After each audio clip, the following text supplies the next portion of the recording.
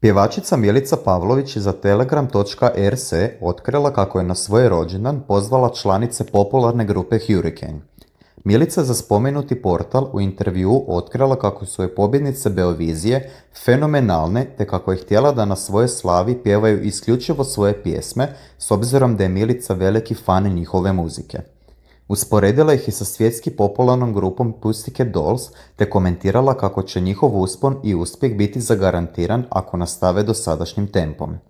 Tko zna, možda u budućnosti atraktivne 4 dame izbace svoju duetsku pjesmu koja bi sigurno žarela i palila na ovim regijskim prostorima.